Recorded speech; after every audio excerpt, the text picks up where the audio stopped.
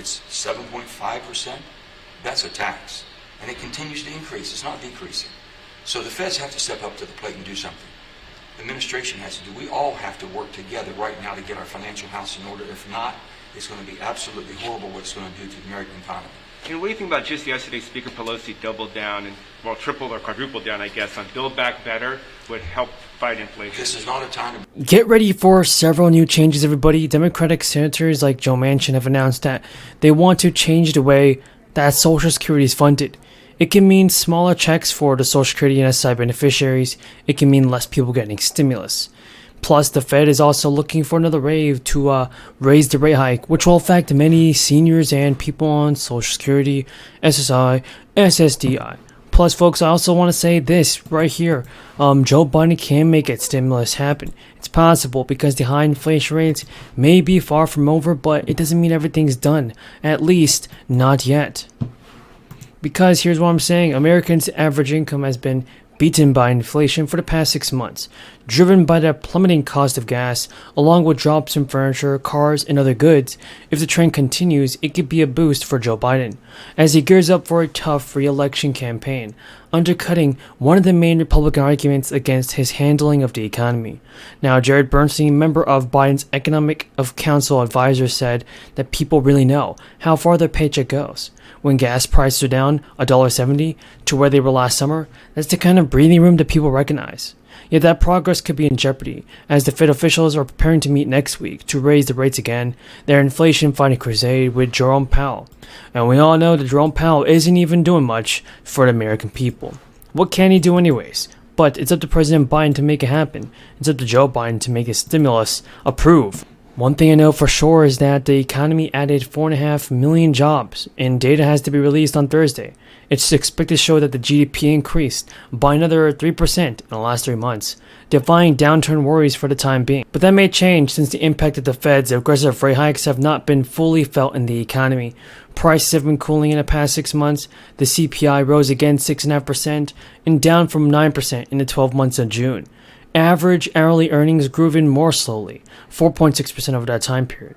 But a steady drop in inflation in the second half of the year helped income surpass price increases again, bringing real workers' pay roughly to the same level it was prior to the crisis.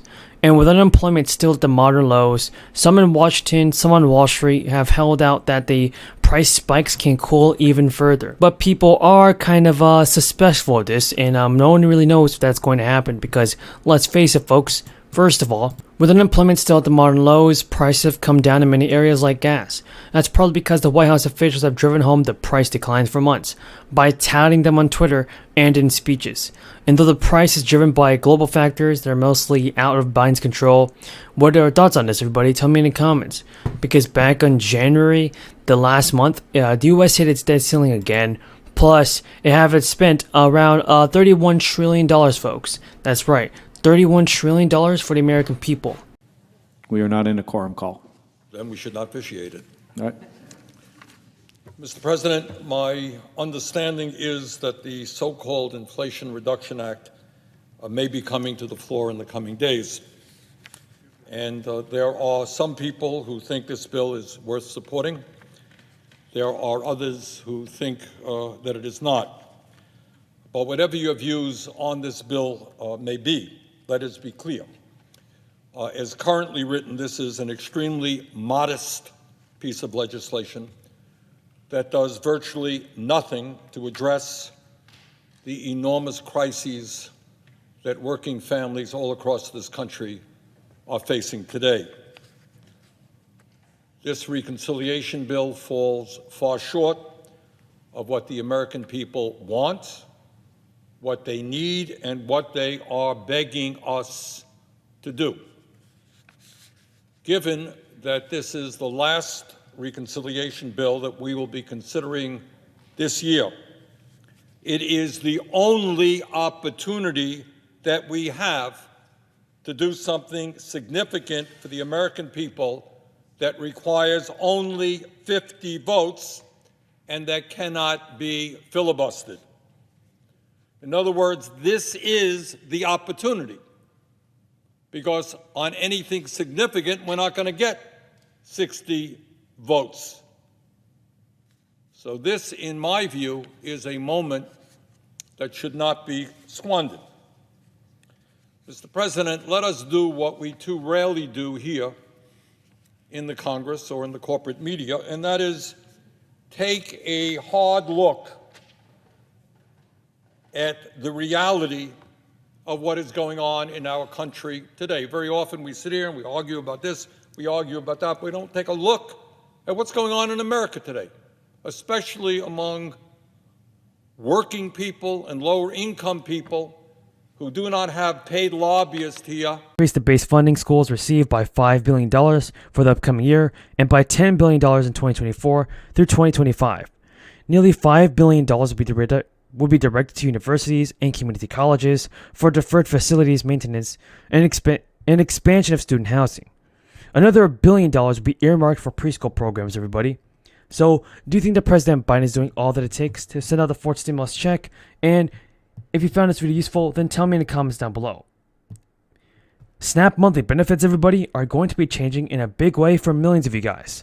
Nancy Pelosi, Chuck Schumer have actually agreed on a new timeline for the new social spending bill.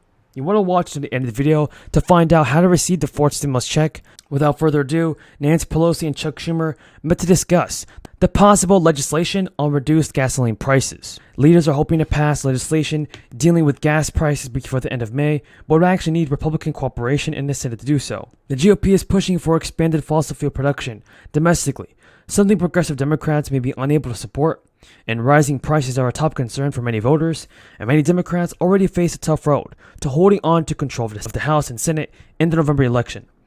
The Federal Reserve's preferred measure of inflation is estimated to have risen 6.7% in March from a year earlier. The average price for a gallon of regular gasoline is around $4.13. The American Rescue Plan has also provided an additional boost aid program for elderly citizens who might need extra help with groceries and food each month. The Commodity Supplemental Food Program provides low-income elderly individuals with supplemental nutritious food from the U.S. Department of Agriculture each month. According to the federal government, the monthly packages of food do not include whole meals and meal packages, but rather supply supplemental food products that are good sources of nutrients.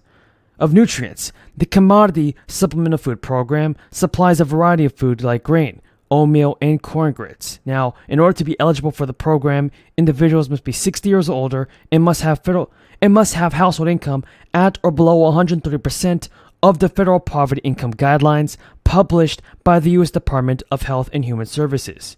The income guidelines are below for the 48 and the District of Columbia, but each state has its own guidelines for program participation and overall eligibility. In order to apply, you will need to contact your state's distributing agency, and the program is in addition to SNAP benefits. This means it's possible to receive SNAP benefits and still receive food packages.